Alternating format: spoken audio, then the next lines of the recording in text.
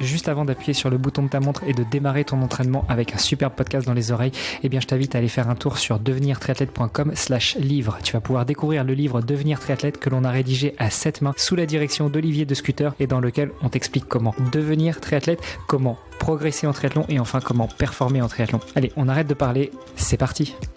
Salut les sportifs, c'est Armano et je suis très heureux de vous recevoir pour un nouvel épisode du podcast Devenir triathlète. Aujourd'hui, on va échanger avec l'une des pépites du triathlon français qui a la chance de côtoyer le meilleur mondial depuis les derniers championnats du monde Ironman, mais pas que. On va parler de lui, de sa carrière, de comment est-ce qu'il a découvert le triathlon et puis on va aller essayer de choper quelques tips, quelques bons conseils pour devenir triathlète. Je suis très heureux d'échanger avec Cenzino Lebo. Salut Cenzino. Salut Armano. C'est comme ça qu'on t'appelle ou en France on a plutôt l'habitude de dire Sanzino? Non, c'est pas, ils savent qu'on dit Cenzino. Nickel. Bon, on avait discuté un petit peu en off. Tu me disais que, comme moi, tu avais des origines italiennes, qui sont un peu plus lointaines que les miennes. Toi, c'est ta grand-mère, c'est ça? C'est ça, c'est ma grand-mère côté paternel qui est italienne. Bon, ben voilà, c'est pour ça qu'on va bien s'entendre, tu vois. On va pouvoir faire des belles choses ensemble. Carrément. Oui, mon côté italien est un peu chauvin, je l'admets. Bon, Cenzino, je te propose de commencer, comme tous les épisodes du podcast, en te donnant la parole pour savoir qui tu es, ce que tu fais dans la vie, quel âge tu as. Enfin bref, dis-nous tout sur Cenzino Lebo. Moi, du coup, j'ai 24 ans. Je fais du triathlon depuis que je dois avoir 14 ans environ, 13 ans peut-être. J'ai commencé par la natation et petit à petit, en fait, le coach dans le club où je faisais de la natation, en étant plus jeune, m'a proposé et m'a amené progressivement à faire du triathlon. Donc j'étais au club de Saint-Cyprien, c'est à côté de Perpignan. Et c'est là vraiment que j'ai basculé à faire du triathlon en loisir. Et au début, en fait, j'ai commencé tout jeune la natation. J'ai fait les bébés nageurs et j'ai jamais vraiment arrêté la natation. J'ai commencé quand j'habitais sur Paris. J'habitais dans le 92 à Châtillon. Et c'est en arrivant du coup dans le sud de la France, quand mes parents ont déménagé, que j'ai découvert le triathlon. Je savais pas ce que c'était avant. Donc voilà. Et après, j'ai fait plusieurs sports. Hein. J'ai fait du taekwondo, j'ai fait pas mal de roller en étant plus jeune aussi. J'ai fait un petit peu tous les sports, toutes les activités, sport de glisse, du skate, mais voilà, surtout de la natation. Et qu'est-ce qui a fait que t'es pas persévéré dans la natation? Parce que le club vraiment qui était propice à performer en natation, c'était Canet-en-Roussillon. Et quand on est arrivé dans la région, avec mes parents, c'est vrai que ça faisait loin Canet. Et parce que j'avais pas vraiment d'ambition à faire du haut niveau en natation ni en triathlon d'ailleurs. Au début, j'avais pas vraiment cette ambition-là de faire du haut niveau et de faire beaucoup de compétitions. Je faisais ça parce que ça me faisait kiffer avec mes copains quoi. Mais j'avais aucune ambition de compétition et de haut niveau au début quoi. Alors ça c'était au début, comme tu l'as dit. Maintenant tu es plutôt sur un autre modèle justement, sur la recherche de performance, sur le haut niveau. Tu nous parles rapidement de ton palmarès? Voilà, en palmarès, je sais pas si on peut appeler ça un palmarès, hein. J'ai pas gagné beaucoup de courses, j'ai dû en gagner 2 ou 3. La dernière que j'ai gagnée, ça devait être l'Extreme de Narbonne. C'était en septembre 2023 du coup. Et sinon après non, j'ai pas gagné beaucoup de courses. J'ai fait aussi, j'étais au club de Montpellier Triathlon en première division. On est redescendu en D2. Et du coup cette année-là, j'ai signé à Évreux en première division aussi en triathlon, qui est un club normand. Moi je suis de Rouen, donc Évreux, je connais. Bah oui. Évreux qui est un bon club, assez réputé club, dans le triathlon. Ouais. Bon après Beauvais. Aussi, c'est un club assez familial, il y a une super ambiance, je pense que ça va être super. Bon, mais comment tu fais pour être au club d'Évreux tout en étant dans le sud? Tu fais des allers-retours ou c'est juste le club qui t'emploie? En gros, oui, j'ai pris ma licence à Évreux, je me déplacerai avec Évreux pour les grands prix, du coup pour les compétitions. Et sinon, non, je reste à Perpignan pour m'entraîner avec mon coach. Et dans la vie, tu fais quoi? T'es triathlète professionnel? Non. Parce que c'est vrai qu'il y a beaucoup de triathlètes qui s'autoproclament professionnels, mais il y en a très peu en vrai qui vivent pleinement du triathlon. Il y a beaucoup de bluffeurs, mais non, je vis pas du tout du triathlon. Alors déjà, j'ai fait des études en STAPS à Montpellier. J'ai choisi le parcours enseignement, éducation et motricité, et après j'ai fait un master MEF.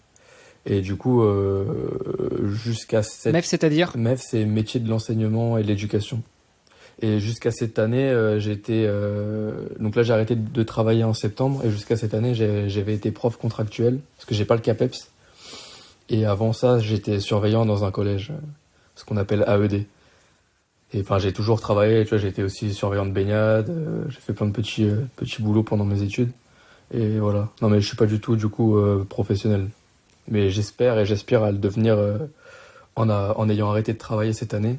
Genre en essayant de mettre toutes les cartes de mon côté et voir où ça me mène. Alors, ça veut dire quoi, arrêter de travailler? Ça veut dire que là, tu es en disponibilité au niveau de l'éducation nationale? Ça veut dire que tu prends une période de chômage pour tester une sorte d'année sabbatique? Je prends une période de chômage pour tester pour tester le triathlon à 100%. Parce que tu vois, comme j'ai pas le CAPEPS, je peux pas me mettre en disponibilité. C'est le rectorat qui appelle les professeurs contractuels remplaçants quand il y a besoin ou quand il manque un enseignant sur un poste. J'ai pas vraiment de sécurité de l'emploi tant que j'ai pas passé le CAPEPS. Et que tu n'as pas été fonctionnalisé. C'est ça, exactement. Il y en a qui n'ont pas le CAPEPS mais qui ont été titularisés parce qu'ils ont fait 6 ans d'affilée au sein de l'éducation nationale. Et donc, il y a plusieurs façons d'être fonctionnaire. Ça doit être sympa de t'avoir comme prof de sport. Enfin, t'avais des élèves de quel âge à peu près? J'ai eu de la 6e à la 3e. 6e, 5e, 4e, 3e. Ça doit être excellent. Est-ce que tu as créé des vocations pendant ces quelques années où tu étais prof de sport? Est-ce que tu as découvert de potentiels talents en natation, en athlé, en vélo, en course à pied? Non, honnêtement, non. Non. J'ai pas créé de vocation chez mes élèves plus que ça. Bon, après, je suivais le programme en fait, donc c'est compliqué aussi. Tu vois, c'est pas pour critiquer l'éducation nationale, hein, mais t'as un programme à suivre. Forcément, t'as un peu de liberté d'essayer d'adapter certaines activités, mais bon, t'es obligé de suivre certaines activités par cycle et par niveau des élèves, que ce soit 6e, 5e ou 4e, 3e. Et donc, tu peux pas faire trop ce que tu veux, et parfois les activités proposées, elles égayent pas forcément les enfants, quoi. Je suis d'accord. Après, c'est vrai que quand quand t'es prof de sport, si vous avez par exemple des sessions de piscine, tu ramènes les gamins à la piscine, t'as un cours qui est imposé. Après, tu dois voir quand même si t'en as un ou deux qui ont une certaine aisance dans l'eau et puis qui vont claquer un 50 mètres plus vite que n'importe quel adulte, non? Forcément, ouais. Mais j'ai pas eu la chance de faire piscine dans le collège où j'étais. Il y avait pas de piscine aux alentours. Mais sinon, j'ai fait athlétisme. Et c'est vrai quand tu vois, t'as toujours un ou deux élèves qui sont un peu au-dessus du lot, déjà très jeunes, tu vois, qui ont des facultés motrices supérieures aux autres de la classe, quoi. Et comment ça se passe quand t'es prof? Justement, on fait un peu une aparté sur le podcast Devenir triathlète, mais comment ça se passe quand t'es prof? Tu repères un gamin, alors 6e, 11-12 ans, tu repères un gamin qui a ou une gamine, tiens, allez, soyons inclusifs, tu repères une gamine qui a des facultés un petit peu motrices hors normes par rapport à d'autres, ou qui ont l'air plus doués que d'autres. Est-ce que tu prends contact avec les parents, tu leur dis oui. J'ai remarqué que votre enfant a certaines capacités, je sais pas si elle pratique déjà l'athlétisme ou la natation ou le vélo ou autre, peut-être que ce serait bon de la mettre dans un club, ou si c'est le cas, peut-être que ce serait bon de la faire évoluer dans un club d'un niveau plus, j'aime pas dire meilleur, mais peut-être un club plus formateur. Ouais, c'est possible, tu peux faire ça. Moi, ce que je faisais souvent quand j'avais des élèves qui étaient hyper investis dans la pratique, j'essayais de les orienter au début, dans un premier temps, vers l'UNSS. Donc moi, je m'occupais de l'UNSS entre midi et 2 et le mercredi après-midi. Donc l'UNSS, pour ceux qui sont pas français ou qui connaissent plus, c'est l'Union nationale du sport scolaire. Donc en gros, c'est le sport à l'école, mais au-delà des simples cours, c'est aussi la pratique sportive dans un cadre scolaire. C'est comme si tu étais en club, en fait. Tu prends plus vraiment cette... T'es là pour accompagner les enfants parce qu'ils sont là c'est eux qui ont choisi d'être là dans cette activité que tu proposes, donc c'est différent, quoi. T'es plus vraiment dans l'apprentissage et l'éducation, quoi. C'est autre. Ouais, t'as plus non plus cette posture de prof, t'as plus celle d'entraîneur, par exemple, ouais. Donc d'accompagnateur, d'éducateur sportif. Exactement, ouais. Donc tu peux les amener sur des sorties scolaires où il y a des rencontres intercollèges. Ouais, c'est super sympa l'UNSS. Pour les élèves et même pour les profs. Et donc du coup, dans un premier temps, souvent je les oriente vers l'UNSS en fonction de ce qui est proposé au sein de l'établissement. Et après, j'essaye d'échanger avec les élèves et je vois s'ils sont intéressés enfin déjà ce qu'ils font dans la vie, ce qu'ils font comme activité extrascolaire. Et après, ouais, j'essaye de les pousser à faire de cette activité en club. Bon, t'as pas récupéré des jeunes gamins dans ton club de triathlon. Ça viendra peut-être. Quand j'étais surveillant, il y avait déjà des élèves donc, qui étaient au collège à l'époque, qui étaient dans le même club que moi en triathlon. Parce que du coup, j'étais dans un petit collège en périphérie de Montpellier. C'était à Saint-Clément-de-Rivière. Et donc, il y avait pas mal d'élèves qui faisaient du triathlon à Montpellier Triathlon. Donc, on se connaissait déjà et voilà. Mais quand j'ai été prof, comme je travaillais à 1 heure de chez moi, non, il n'y avait personne qui faisait du triathlon dans le club où j'étais. Ouais, plus compliqué. Plus compliqué. Toi, en tant que pratiquant du triathlon, ou même de l'une des 3 disciplines, est-ce que le fait d'être prof d'EPS, d'éducation physique et sportive, de sport, est-ce que ça t'a appris des choses? Est-ce que ça t'a permis de conscientiser certaines choses, notamment par rapport à la motricité, par rapport à l'apprentissage des gestes, par rapport à l'apprentissage des techniques, par rapport à la transmission des bonnes pratiques que tu n'aurais pas forcément conscientisé si tu avais été, entre guillemets, simplement un pratiquant? Moi, en fait, si je l'apprends un peu à l'inverse, c'est plutôt en connaissant assez bien mon corps, parce que voilà, ça fait des années que je m'entraîne et que j'ai fait plusieurs sports, que je me rends compte qu'un élève peut ou ne peut pas réaliser tu vois, une certaine action dans n'importe quelle activité proposée. Et du coup, prendre un peu de recul et me dire, ouais, non, c'est parce qu'il est assez jeune. Et parce que forcément, pendant tes études en STAPS, tu vois beaucoup de choses, c'est hyper pédagogique, t'as énormément d'éléments que tu étudies, donc tu sais par rapport à tel âge que les élèves sont encore en développement, qu'ils peuvent pas réaliser ces habiletés motrices et tout ça. Mais je pense qu'en étant sportif, triathlète, parce que déjà tu pratiques 3 sports, tu as plus conscience de certains éléments qui peuvent être réalisés ou non par l'élève, quoi. Plus dans ce sens-là. Je sais pas si je me suis fait comprendre. Si, ouais. Donc là, tu as arrêté de travailler en septembre pour te consacrer à 100% à ta pratique du triathlon. Tu nous disais que tu vas faire de l'AD1, enfin, tu as fait de l'AD1, tu vas en refaire avec Évreux Triathlon. Et en même temps, tu nous as dit que tu avais gagné l'Extreme Man de Narbonne. Tu es aux 2 extrêmes en termes de distance et en termes de triathlon, non? Aux 2 extrêmes, j'irai pas là. Je suis pas encore sur full Ironman, donc ça reste quand même assez rapide, entre guillemets. C'est une course qui soit dure 1 heure, soit 4 heures. Donc, ouais, c'est pas les mêmes filières. Hein. Demande à un sprinter de 100 mètres d'aller faire un marathon, c'est pas la même chose. Hein. Ouais, mais mine de rien, sur un Grand Prix, donc en D1, ça reste 1 heure d'effort et ça reste un effort très aérobie. T'es pas sur un effort de 5 minutes, quoi. Ouais, c'est quand même long, 1 heure d'effort. Alors c'est pas pareil, faut des qualités de vitesse, de tolérance lactique forcément à certains moments de la course. Mais le foncier est quand même là pour les 2 distances, quoi. Après oui, je pense que je vais être un petit peu ouais, dans une certaine mesure, t'es pas au même niveau de seuil, quoi. Exactement. Et je pense que tu vois, typiquement sur les grands prix, comme je me prépare beaucoup plus, en tout cas pour les distances Alpha Ironman, il y aura peut-être des moments sur la course où je serai un peu limite, où je serai pas en contrôle, quoi. Je serai un peu secoué parce que ça ira trop vite, ou les relances seront trop fortes, ou après, je touche du bois, j'espère pas, mais mais oui.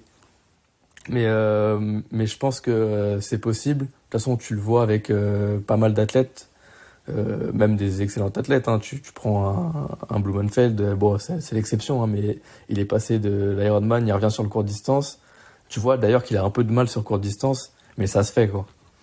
Alors, quel intérêt pour toi de jouer sur les 2 tableaux? Pas encore l'Ironman, mais sur le 73 et sur la D1, donc c'est du super sprint, voire du distance olympique. Quel intérêt pour toi de jouer sur ces 2 tableaux? Travailler l'intensité, la vitesse, la puissance sur du très court, et puis travailler plutôt sur de l'endurance, sur du long, prendre du plaisir d'un côté et financer pour partie de l'autre. Enfin, quel intérêt pour toi de jouer sur ces 2 tableaux? Comme tu l'as dit, c'est prendre du plaisir d'un côté et essayer de se financer de l'autre, parce que en France, c'est compliqué de vivre pleinement du triathlon, et encore plus si tu t'engouffres que dans la D1. Pas beaucoup de moyens, et tu vois, c'est se sortir des salaires. Déjà, à moins d'être dans les 5-10 premiers maximum de chaque étape de D1, c'est compliqué, tu vois, en termes de primes, ou de négocier des salaires avec des clubs.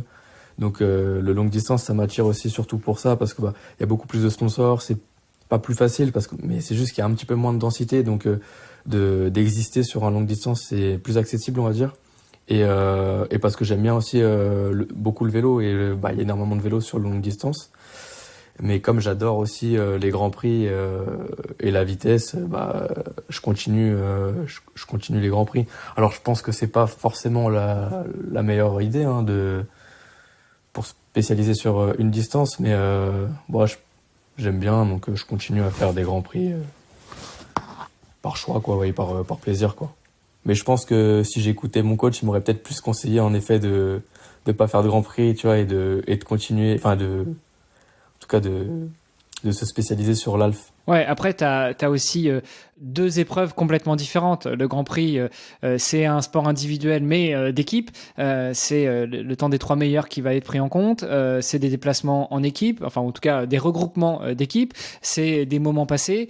Là où sur Alf, t'es quand même relativement seul ouais. du début à la fin. Sur Grand Prix, c'est du drafting. Sur Alf, drafting interdit. Donc, c'est aussi presque deux épreuves complètement différentes, au-delà de la filière énergétique que tu vas utiliser. Oui.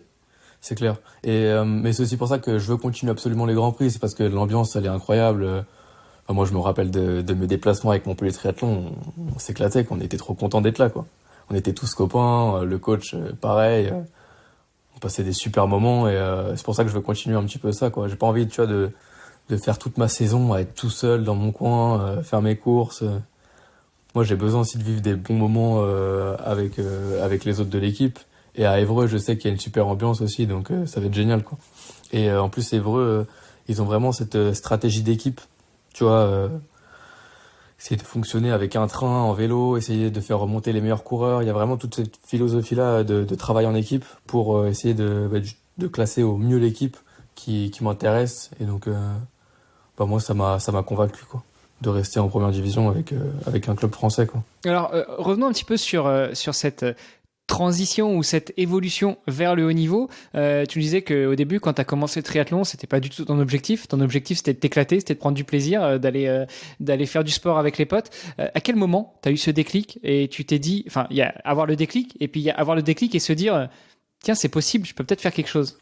Honnêtement, ça arrivait tard, hein. Le déclic vraiment où je me suis dit, en fait, Il y a 2 mois. Ouais, mais c'est pas il y a 2 mois, pas si loin en fait. Tu vois, je suis arrivé à Montpellier en STAPS en septembre 2017. J'ai fait une année comme ça, comme un étudiant, tu vois. Donc j'allais en cours, je m'entraînais un petit peu, mais c'était un peu ridicule ce que je faisais à l'entraînement, quoi. Et à la rentrée du coup 2018, je devais avoir 18 ans. Parce que je suis de fin d'année, je rencontre Aurélien Lebrun, qui a été entraîneur du coup d'un petit groupe sur Montpellier, le AL Squad Triathlon. Donc à l'époque, il y avait Émilie Morier, il y avait Louis Vitiello, il y a eu Mathilde Gauthier, enfin il y a eu pas mal d'athlètes, il y a eu Jérémy Quindos aussi. Donc il y a eu tout ce petit groupe-là avec Arthur Serrière, il y a eu même Arthur Orso aussi. Donc on était tous ensemble. Plein de noms qu'on a déjà eu sur le podcast d'ailleurs. Et donc c'est entre guillemets Aurélien qui m'a un peu motivé à faire du haut niveau entre guillemets, hein, parce que je prétends à cette époque-là, même encore, enfin je prétends pas être un athlète vraiment de haut niveau et faire du haut niveau. En tout cas, j'essaye de le devenir, mais en tout cas, à cette époque-là, c'était pas du haut niveau. Et c'est lui qui m'a appris beaucoup de choses sur le triathlon, ouais. Parce que moi, l'entraînement, je connaissais pas grand-chose, j'étais un peu à l'arrache. Puis tu sais, quand t'es dans des petits clubs et tout, au début, t'es pas conscient vraiment de ce que te fait faire le coach, surtout quand t'es jeune. Et moi, vraiment, j'en avais pas conscience et ça m'intéressait pas plus que ça. Enfin, vraiment, j'allais à l'entraînement pour être avec mes potes, ouais, et m'éclater. J'aimais bien faire la course, me comparer aux autres, mais c'était pas dans une optique de performance, vraiment, quoi. Et donc vraiment, quand je rencontre Aurélien en 2018, c'est un premier déclic, mais je me dis pas que c'est possible de continuer longtemps et d'essayer de faire vraiment du haut niveau, quoi. C'est plus tard.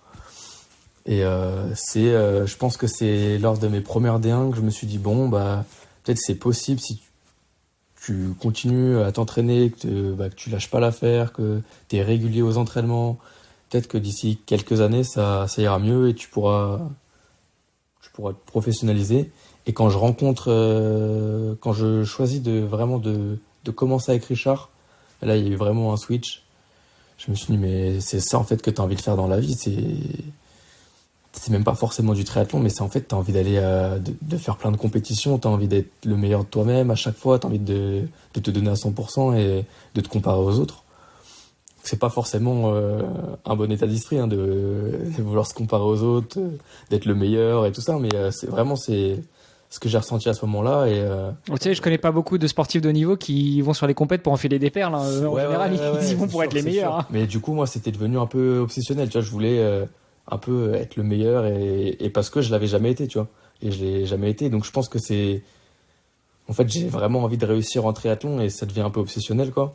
Et ça m'a fait ça après mon premier half en 2022. D'ailleurs, c'était à Narbonne. Donc c'était en septembre 2022, je fais un half. Et je me suis dit, mais en fait, t'as envie de faire ça, t'as envie de faire du long et t'as vraiment envie de faire ça pour réussir et pour performer, quoi. Donc le déclic s'est fait en septembre 2022. J'ai contacté Richard Ledlow, du coup mon coach actuel. On a pris le temps de voir quel était mon objectif à long terme, vraiment. Parce que je pense qu'il voulait pas entraîner n'importe qui, tu vois, comme ça, quoi. Donc c'était vraiment, j'étais honnête avec lui, on a fixé des objectifs à long terme, on a vu si c'était possible ou pas, voir quelle stratégie on allait adopter pour y arriver, et voilà, quoi, c'était parti. Et en juin 2023, ouais, pardon, j'ai dit stop, j'arrête, je pars de Montpellier, j'arrête de bosser, j'arrête la fac, parce que j'étais encore étudiant l'année dernière, pas en alternance, mais je finissais mon master et à côté, je travaillais en tant que prof contractuel. Donc c'était un peu la course et j'ai dit, hop, je finis l'année. Donc j'ai tout validé. J'arrête de bosser et je fais du triathlon à 100% et je suis rentré à Perpignan, quoi, où mes parents habitaient. Pour m'entraîner du coup avec Sam, Arthur et Richard. Tu nous balances des noms. Donc ceux qui n'auraient pas compris, Richard Ledlow, le papa de Sam Ledlow. Sam Ledlow qui est un triathlète amateur, hein, milieu, fin de classement, c'est ça ? Un débutant, quoi. Ouais. Un débutant. Alors, si vous savez pas qui c'est, vous allez sur devenirtriathlète.com, vous tapez Sam ou Ledlow et puis vous réécoutez les premiers épisodes où on a reçu Sam, qui est maintenant champion du monde sur la distance Ironman à Nice l'année dernière, à l'été 2023. Arthur Orso, qui est entraîné aussi par Richard. Comment on fait pour approcher Monsieur Richard Ledlow pour lui demander d'être ton entraîneur ? Je lui ai envoyé un message sur WhatsApp. Salut, c'est Genzino. Non, ouais, c'est ça. Hein, je lui ai vraiment envoyé un message sur WhatsApp. Je lui ai dit, j'aimerais qu'on discute. J'ai des projets. Et voilà. En plus, je lui ai envoyé un message, je me rappelle bien, pendant que Sam était à Hawaï. L'année où il fait deuxième à Hawaï. Donc il me renvoie un message et me dit, écoute, on va laisser la course passer. Là, je suis un peu occupé et je reviens vers toi en rentrant en France. Et donc voilà, ouais, j'ai juste envoyé un message. Après on a échangé, et voilà. Et alors, on fait une petite aparté sur la famille Ledlow, mais c'est comment de s'entraîner avec d'avoir Richard comme entraîneur et puis t'as passé un peu de temps justement aux côtés de Sam aussi pour t'entraîner. Ça fait quoi d'être au contact des meilleurs et d'Arthur aussi évidemment? Bah forcément ça tire vers le haut, hein. Déjà leur famille elle est dédiée à 100% au triathlon et à la performance. Sam il baigne dedans depuis toujours, quoi. Donc forcément. Bon, il savait même faire du triathlon avant même de savoir nager, je crois. Ouais, je pense. Si je me souviens. Non, mais je pense que ouais, ça aide. Forcément, t'as des meilleurs conseils. T'as donc le Richard, le coach, il sait exactement comment faire pour résoudre n'importe quel problème à l'entraînement. Il a de super bons conseils sur des choix stratégiques, par exemple pour planifier une saison par rapport à un objectif qu'on s'était fixé à long terme. Donc puis même sur tous les petits tips que tu peux avoir, hein, sur le vélo, là, le positionnement, il va me donner des meilleurs conseils, je pense. Et au-delà de ça, je pense qu'en France, même dans le monde, il n'y a pas beaucoup de familles qui sont vraiment dédiées au triathlon à 100%, parce que là, c'est pas que Sam, c'est vraiment la team Ledlow, quoi, qui gravite autour de Sam, quoi, et qui fait que la performance est au rendez-vous. Et tu peux le voir avec Arthur Orso, hein.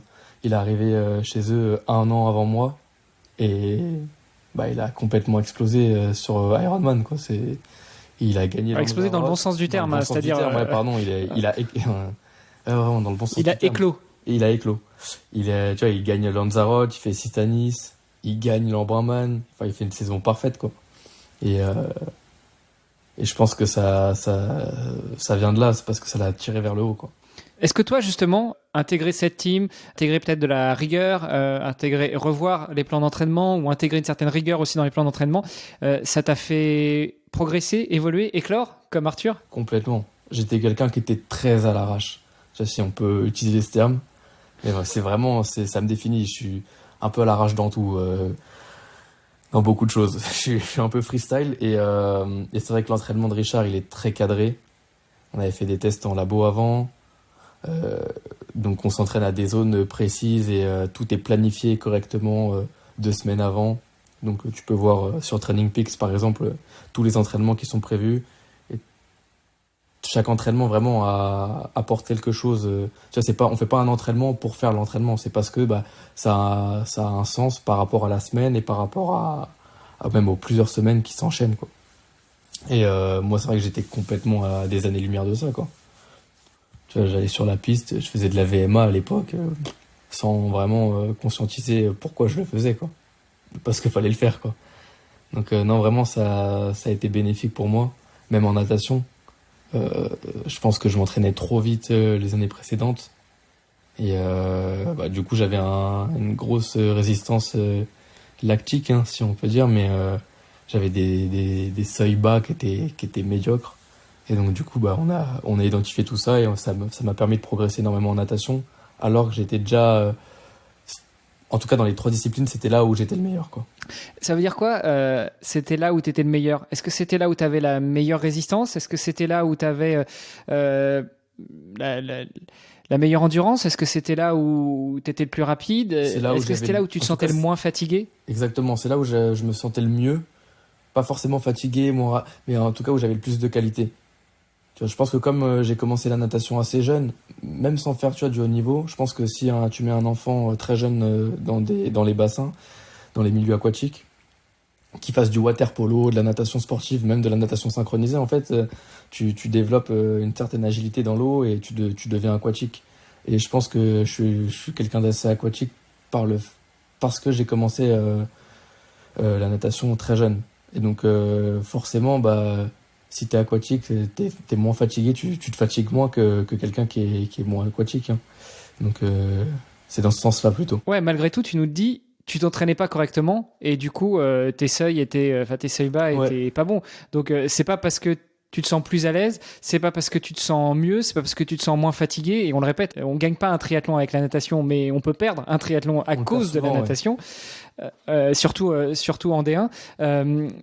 Voilà, tu avais quand même une marge de progression et c'est bien que tu t'en sois rendu compte avec l'aide d'un entraîneur, mais comme quoi, même si c'est le sport parmi les 3 ou 4 ou 5, si on intègre aussi les entraînements invisibles, si on intègre aussi les gains marginaux, si on intègre aussi la PPG, etc., qu'il y a une marge de progression. Ouais, il y a une grosse marge de progression.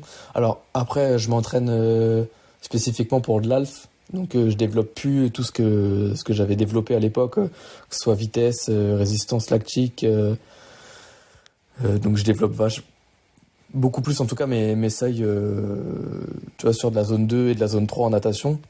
Et donc quand je dis que j'ai une grosse marge de progression, je parle vraiment sur ce spécifique allure-alf. Vraiment, quoi. Donc, voilà. Ouais, ce qui te permet, quand tu sors des 1900 mètres, j'allais dire des 9000, oui. 1900 mètres de natation, de pas être cramé et de pouvoir monter aisément sur ton vélo et puis d'envoyer, quoi. Et du coup, même sur courte distance, je suis persuadé que je sortirais beaucoup moins fatigué, moins usé de la natation, parce que ça m'est arrivé, tu vois, sur des grands prix de sortir devant, mais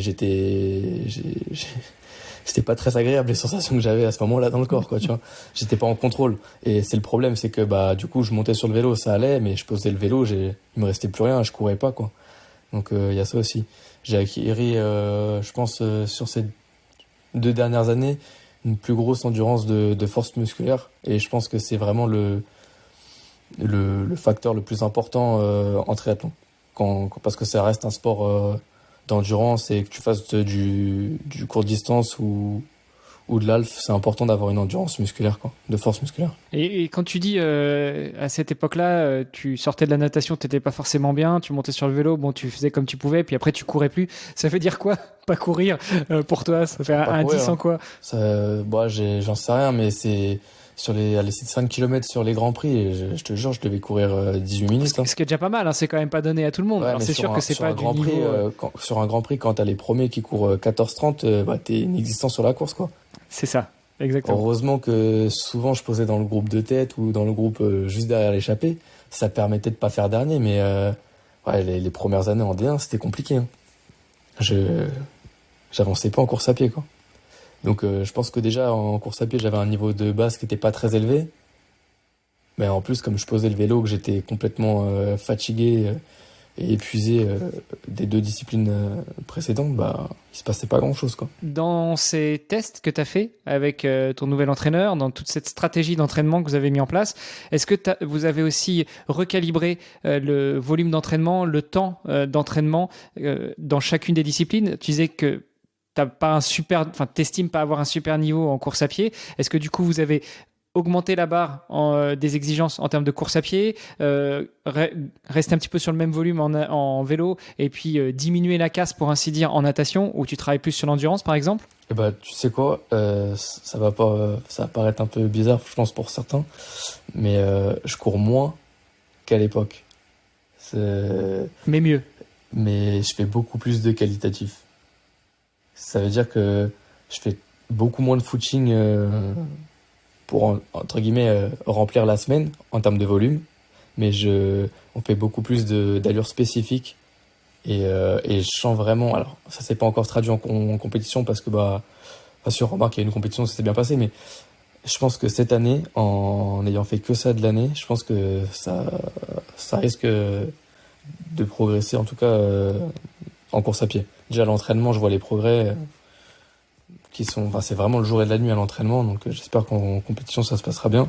Mais ouais, en diminuant le volume, en mettant plus de qualité et plus de spécifique, j'ai en tout cas le sentiment et la sensation d'avoir vraiment progressé en course à pied. Et du coup en vélo, je mets plus de volume qu'à l'époque.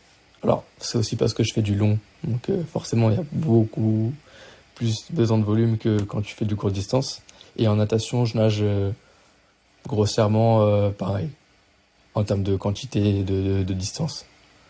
La seule différence qu'il y a, c'est que à l'époque où je m'entraînais sur Montpellier, je nageais 5 fois, il y avait une fois où je nageais 3000 mètres, et maintenant avec Richard, je nage que 4 fois, et entre 5 et 6000 à chaque fois. C'est même rare de faire moins de 6000. Donc et je nage un jour sur 2, pour avoir le temps de récupérer musculairement. Et tu me disais en off que souvent t'enchaînes, donc tu fais du bi ou du tri quotidien, mais du bi ou du tri quotidien où tu les enchaînes, les entraînements. C'est-à-dire tu fais pas un le matin et un le soir. Là, en l'occurrence aujourd'hui, en début d'après-midi, tu vas rouler et après courir. Non, nager et après courir. Voilà, ouais. Alors je fais rarement du tri quotidien, ça m'arrive très rarement. Je fais par contre du bi quotidien tous les jours. Et ouais, j'enchaîne. On essaie d'enchaîner le. Alors c'est aussi d'un point de vue logistique, parce que le groupe vit sur Amélie-les-Bains et c'est à. Donc moi non, mais Arthur, Richard et Sam, ils vivent sur Amélie-les-Bains. C'est environ 50 minutes, 45 minutes, 50 minutes de Perpignan, la piscine où on nage. Et donc généralement ils mettent les vélos dans le minibus. On va nager le matin et on enchaîne en vélo en sortant de la natation. Tu vois, c'est un exemple où on enchaîne à pied. Comme ça permet de réduire un peu l'inertie au sein de la journée, quoi. Et aussi, c'est assez intéressant parce qu'en triathlon, on enchaîne, mine de rien, les 3 disciplines, quoi. Donc, faut être capable d'enchaîner, quoi. Au début, j'avais beaucoup de mal parce que je n'étais pas du tout habitué à enchaîner. C'est vrai que je m'entraînais tôt le matin. Je nageais vers 6h30 à Montpellier. Je rentrais, donc soit j'allais au travail, soit je rentrais chez moi. Et le deuxième entraînement, il était qu'à 11h de la journée. Tu vois. Donc ça laissait quand même pas mal de temps de récupération entre 2 entraînements, quoi. Et donc ce qu'on a dû mettre en place... là tu te mets beaucoup plus en condition. En condition, donc du coup, j'ai dû faire attention à la consommation de glucides aussi pendant l'entraînement, parce que sinon tu peux pas te permettre d'enchaîner si tu consommes 0 glucides. Et même d'un point de vue récupération, ça c'est des choses que je maîtrisais pas à l'époque avant de m'entraîner avec Richard, c'est que je mangeais vraiment rien pendant l'entraînement. Et maintenant je consomme des glucides à chaque entraînement, quoi. T'es sur quel modèle justement en termes d'alimentation? T'es plutôt sur tu augmentes au fur et à mesure ta consommation de glucides par heure. T'es plutôt sur du low carb. Tu fonctionnes comment? Ça dépend de l'intensité, mais je fais jamais de low carb, jamais, jamais, jamais. Même sur un footing de récupération très facile, je consomme des glucides. Ce sera au minimum, je pense, 90 grammes par heure. Et sur les intensités. Ouais, 90 grammes par heure, c'est énorme, surtout juste en footing. Ouais, ouais, peut-être. Mais ça passe. Et en compète, du coup? En compète, sur les alphes, je suis à 120, 125. Jusqu'à présent, c'est passé que 2 fois. Au début, j'ai eu beaucoup de mal. Et donc, en fait, vraiment, ce qu'il faut faire quand t'atteins des consommations de glucides aussi importantes, c'est vraiment d'y aller progressivement, quoi. Et donc, vraiment, à l'entraînement, même quand j'ai commencé à consommer des glucides, je mettais pas 90 grammes par heure, hein. J'ai commencé à 50, 60, et petit à petit, je suis monté jusqu'à 90. Et pareil pour les intensités à l'Uralf ou un peu plus hautes. Quand je suis monté à 120, j'y suis allé progressivement, quoi, pour habituer le corps à recevoir autant de glucides. Alors du coup, j'ai 2 questions là-dessus. Un, comment est-ce que tu ingères 120 grammes de glucides par heure en triathlon, hein, quand tu pars avec ton matos, en général, ton matos ou ton ravito, et c'est rare que tu aies un ravito au milieu, notamment en vélo ou en course à pied. Et puis 2, tu dis qu'au début, tu avais du mal, donc ça se concrétise comment, des problèmes quand tu ingères trop de glucides? Alors, déjà en triathlon, j'utilise sous forme de gel, que je mets, soit en Grand Prix, je les scotche sur mon vélo, ou alors je peux les mettre dans ma gourde. Enfin, je déchire le gel et je le mets à l'intérieur de ma gourde et je mets avec un petit peu d'eau. Sur les Alpha Ironman, je les mets dans la bento box qui est sur mon cadre. Et comment ça se concrétise? Des douleurs abdominales, des vomissements, vraiment des crampes d'estomac, en fait, insupportables, quoi. Quand tu vas au-delà de la limite que ton estomac ou que ton corps est capable d'assimiler, quoi. Forcément, il rejette. Et comment tu la mesures? Enfin, est-ce que tu la mesures, cette limite, ou est-ce que c'est de l'empirique? C'est-à-dire, t'essayes, une fois 80 grammes, ça passe pas, l'entraînement d'après 70, ça passe pas, l'entraînement d'après 60, bon, ça a l'air de passer, et puis du coup, tu vas réaugmenter au fur et à mesure? Non, j'ai fait dans le sens inverse. J'ai commencé à 60 tranquillement, ça passait, 70 ça passait, 80 ça passait, 90 ça passait, petit à petit. C'est en course, c'est plus à l'entraînement, c'est quasiment toujours passé. C'est plus en course que ça passait moins, quoi. Et forcément en course t'es un peu moins dans le contrôle, donc ton estomac, ton appareil digestif, il est moins irrigué, il y a moins de sang qui passe, donc l'assimilation est beaucoup plus compliquée. Et donc ingérer des grosses quantités de glucides en course, si t'es même pas encore tout à fait habitué à le faire, ou tu viens juste d'être habitué à le faire à l'entraînement, c'est compliqué, quoi. Ouais, mais les paramètres ne sont pas les mêmes. Déjà, c'est rare qu'à l'entraînement, tu fasses du half. Tu t'entraînes sur des distances half enchaînées, déjà. Ensuite, tu as le stress, tu as les conditions climatiques qui ne jouent pas forcément en ta faveur. Exactement. Il peut faire très chaud. Donc, il faut aussi ingérer des sels minéraux, pour éviter de crampes. Il y a énormément de paramètres. Donc, c'est pour ça que c'est bien aussi une fois de temps en temps, faire des simulations de course à l'entraînement, quoi. Pas sur la durée, mais plus sur l'intensité. Et donc faire des enchaînements, c'est aussi intéressant pour ça. Forcément, ouais. Et du coup, les jours où tu t'entraînes pas, est-ce que tu consommes aussi des glucides, ou est-ce que tu réserves ça uniquement pour les jours d'entraînement et de compétition? Non, les jours où du coup, ça ouvre aussi le chapitre est-ce qu'il y a des jours où tu t'entraînes pas? Ouais, c'est ça ce que j'allais dire, il y a très peu de jours où je m'entraîne pas quand même. Ça arrive une fois de temps en temps, mais non, on a des jours au choix, mais souvent je fais un sport, ou même un ou 2 sports, mais vraiment très tranquille, et je vais faire 1h30 de vélo, quoi. Et un petit footing de 40 minutes. Mais non, je consomme tout le temps des glucides. Et ça me permet de mieux récupérer aussi. Donc, j'utilise vraiment pas du tout le schéma low carb, comme tu as pu le dire plus tôt. Pas du tout. Je pense que ça marche, mais c'est compliqué à mettre en place parce que du coup, tu peux pas te permettre de mettre autant d'intensité chaque jour à l'entraînement, quoi. Ça c'est trop coûteux, tu n'as pas le temps de récupérer. Donc on fait le choix de consommer des glucides à chaque fois, quoi. Tu dis quand même que les jours où tu es plus ou moins off, tu fais des petites sorties tranquilles, 1h30 de vélo et un petit footing de 40 minutes, ça représente quand même plus de 2 heures. C'est pas donné à tout le monde d'avoir une journée de récup comme ça. C'est très bas, c'est vraiment, je tourne les jambes et je fais un petit footing très tranquille pour récupérer, quoi. Moi je trouve que ça me permet de récupérer, ça me permet de sortir un peu de chez moi, de m'aérer. Mais c'est vraiment rare que j'ai une journée très très facile, quoi. Et la politique justement de Richard sur les pauses, est-ce que c'est 7 jours sur 7 les entraînements? Est-ce qu'il y a un jour off dans la semaine ou c'est tous les 15 jours, toutes les 3 semaines, tous les mois? Enfin, quelle est son approche là-dessus? Il n'y a pas vraiment de politique précise, tu vois, le day off, il va pas être planifié toutes les 2 semaines, non, il n'y a pas de... Après on discute vraiment beaucoup avec Richard, on essaye de savoir comment je me sens, on échange beaucoup, hein, sur l'entraînement, de toute façon je le vois tous les jours, hein, donc comment je me sens à l'entraînement, si ça va, si je suis stressé, il y a aussi d'autres paramètres qui rentrent en compte, hein, que l'entraînement. Tu peux avoir la vie perso qui te fatigue aussi un petit peu nerveusement, donc on essaye de discuter pour mettre en place les semaines d'entraînement, et c'est quelqu'un de très à l'écoute. Donc, il a énormément d'expérience, donc il sait comment planifier une semaine, comment gérer un athlète, en fait. Sur l'aspect, tout ce qui est à côté du triathlon, notamment la nutrition, tu dis que tu consommes beaucoup de glucides, tout ça, ça a un coût.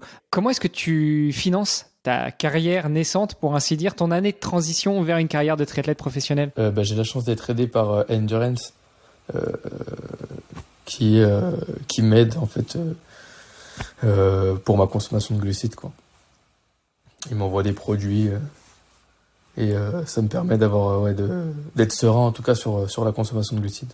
Financièrement, là-dessus, je sais que je peux compter sur eux, donc c'est assez cool. Après, il faut acheter un vélo ou ça, c'est déjà fait?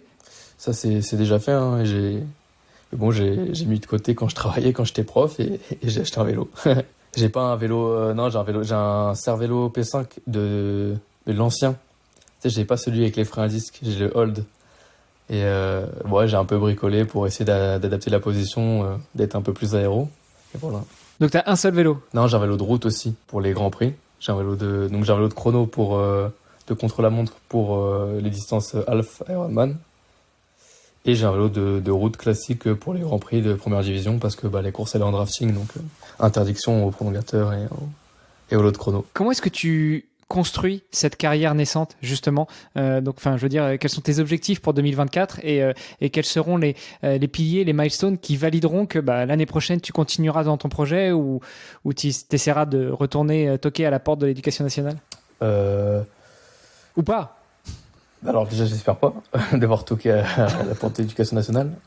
Et on a mis, par rapport en fait au projet à long terme qu'on avait fixé avec Richard, on a planifié des courses qui étaient intéressantes de faire.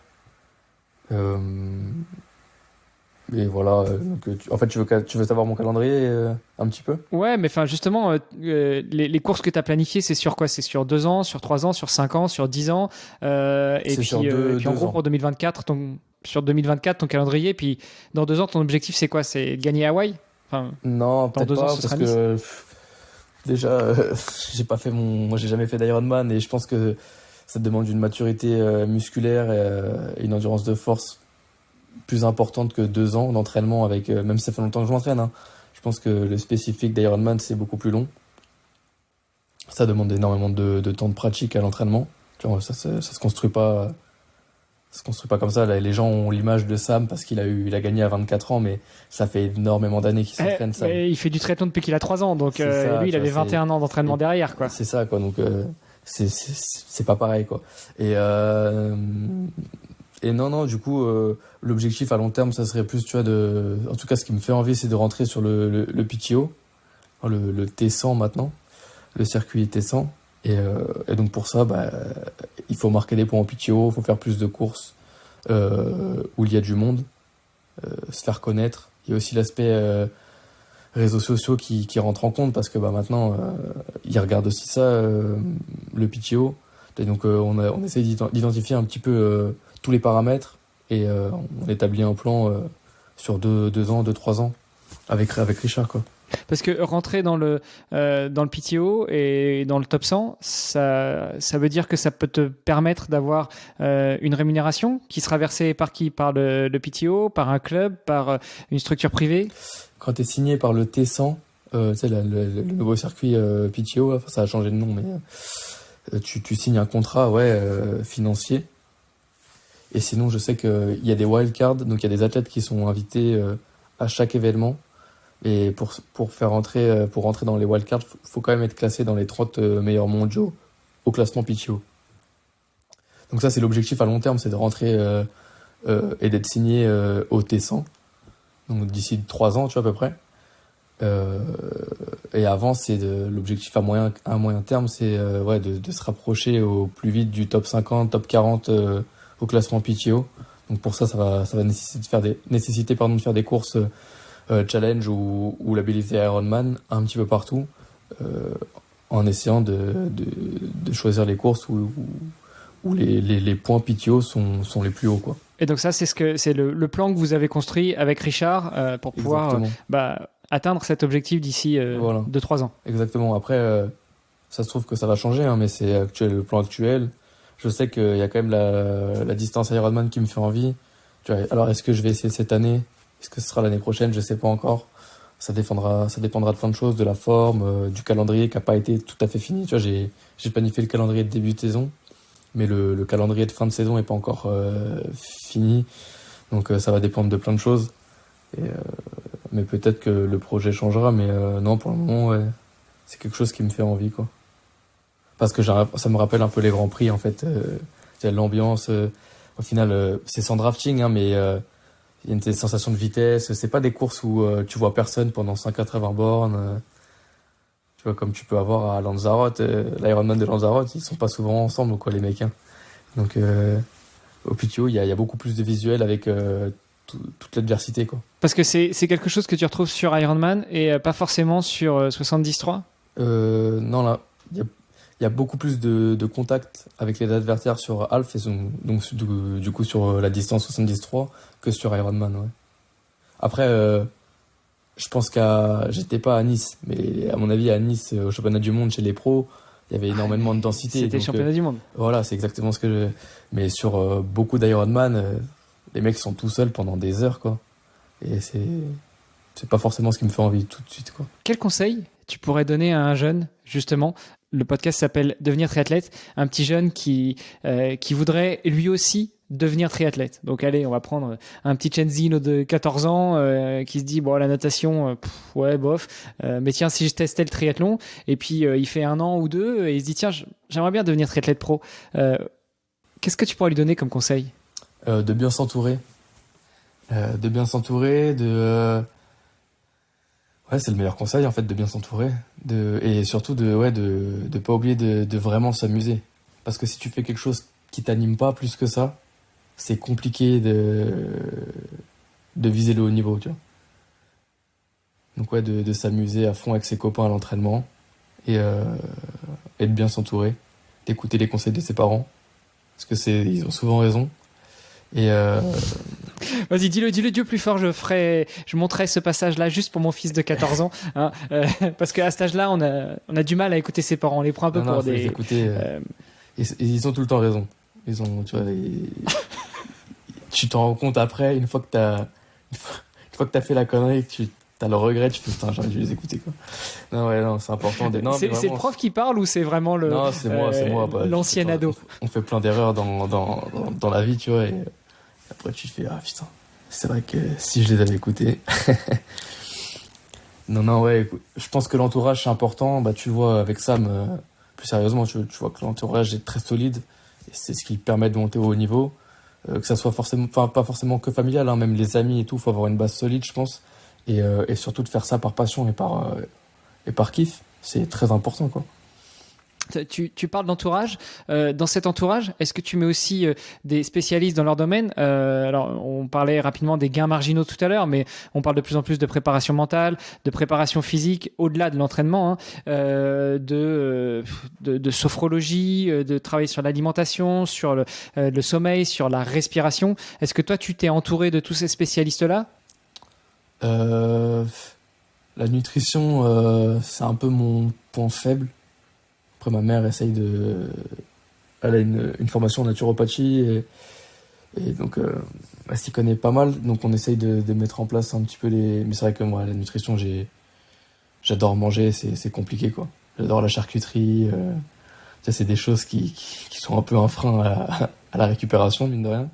Et tu sais, l'un n'empêche pas l'autre, hein. Regarde, moi je me suis lancé dans un défi. Pendant 3 ans, j'ai été vegan, mais parce que j'avais en ligne de mire mon défi. Pourtant, je suis un épicurien. Ouais. J'aime la charcute, j'aime la viande, j'aime le pinard, mais voilà. C'est sûr. Après, tout ce qui est préparation mentale actuellement, j'ai un ami qui s'occupe de ça. Il s'appelle Maxime Campenet.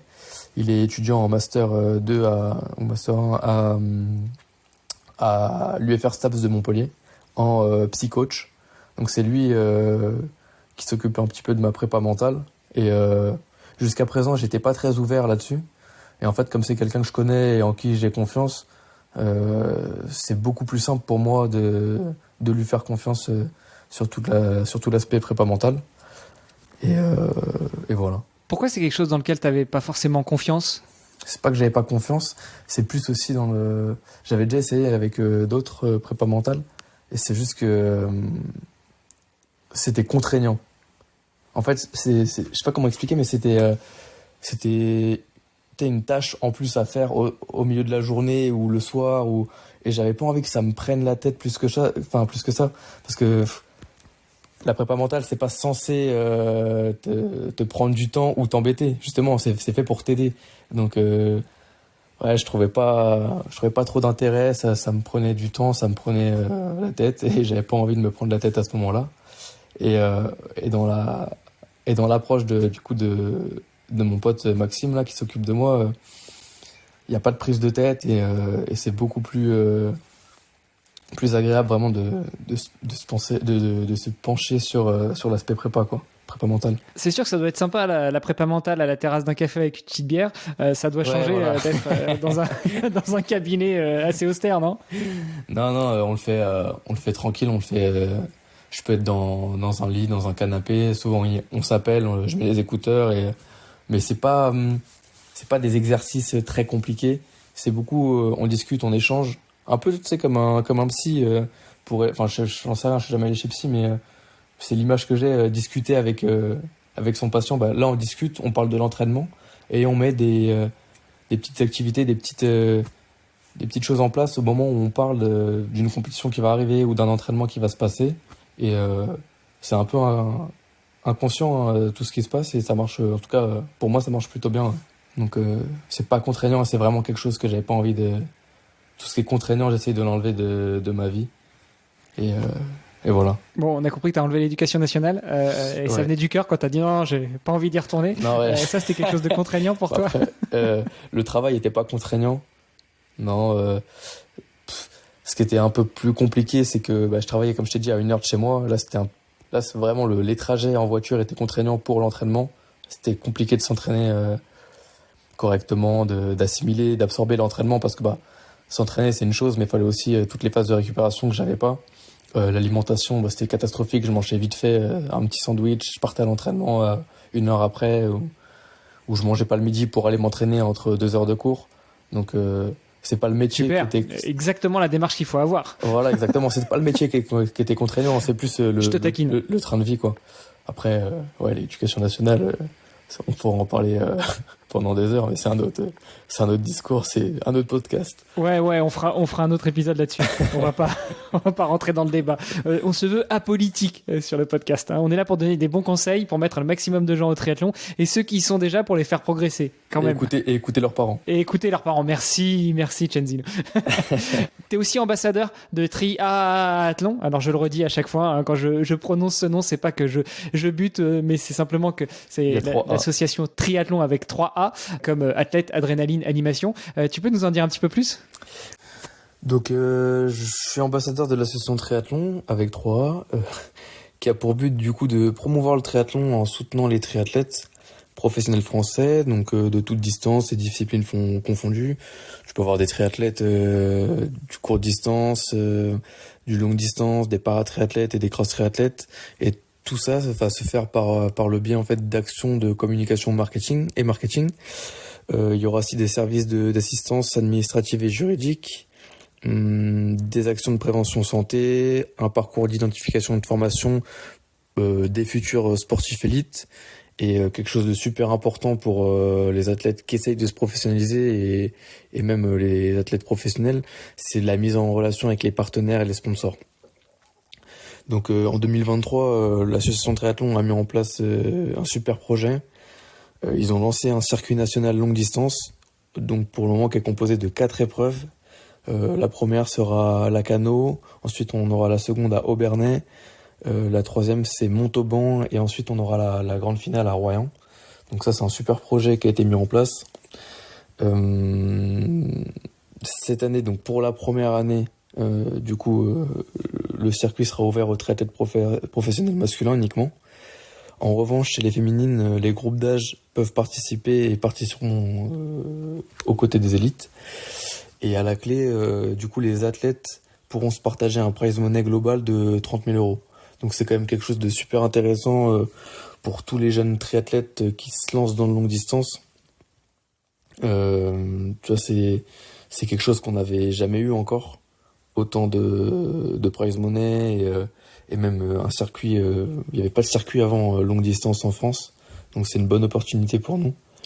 Donc là, je suis vraiment super heureux et super satisfait de faire partie du collectif. On est même plus de 15 athlètes, je dirais. Donc avec toute expérience différente. Donc il y a des plus âgés, des plus jeunes. On court sur des distances différentes. On se partage des tuyaux, on s'entraide. Il y a vraiment une bonne ambiance au sein de l'association. Donc ça, c'est super cool. Je pense que c'est vraiment bon pour le triathlon français qui est vraiment en train de se développer et de devenir vraiment plus qu'émergent. Surtout sur le longue distance, et ça donne de la motivation de faire bien les choses, de mieux s'entraîner, et de faire des super compètes, quoi. On se sent moins seul, on se sent épaulé, et c'est vrai que c'est ce qui manquait, je pense, pour des athlètes comme moi, tu vois, qui essayent de se professionnaliser de plus en plus, quoi. Donc c'est vraiment quelque chose de super qui a été mis en place par David de l'association Triathlon. Et on le remercie d'ailleurs. Et voilà. Super, écoute, merci Chenzin. On a presque passé 1 heure ensemble à parler de toi, à parler du triathlon. Allez, la dernière question, qui est la question signature de ce podcast, qui s'appelle Devenir triathlète. Comment, à ton avis, on peut devenir triathlète ? Par passion. C'est la passion qui fait que tu deviens un triathlète. Tu ne deviens pas triathlète en pratiquant juste pour t'entretenir comme ça. C'est un train de vie, c'est tout un état d'esprit. Donc je dirais la passion. Écoute, je te remercie. De rien, avec plaisir. J'espère qu'on a transmis la passion à nos auditeurs et à nos auditrices. Et puis, si on veut te contacter, rester en contact avec toi, si on veut suivre ton actualité, si on veut venir te rejoindre sur une course pour te faire un coucou, pour te dire qu'on t'a écouté sur le podcast Devenir Triathlète, ça se passe sur quels réseaux sociaux ? Sur Instagram, surtout, c'est le seul réseau social où je suis actif. Donc, c'est Chenzino Lebeau, tout accroché sur Instagram. Bon, et Lebeau avec OT à la fin. OT, exactement. LEBOT. Super. De toute façon, je remettrai tout ça dans les notes de l'épisode. Merci encore, Chenzin. Je te souhaite une bonne journée, un bon entraînement. Et puis, à bientôt, peut-être, sur une course. À bientôt. Ciao. Merci, ciao. Merci d'avoir écouté cet épisode jusqu'au bout. N'oubliez pas de rejoindre notre groupe Facebook pour discuter avec les invités, commenter et poser vos questions. Et Olivier et moi, nous vous répondrons dans un prochain épisode. À la semaine prochaine. Salut les sportifs.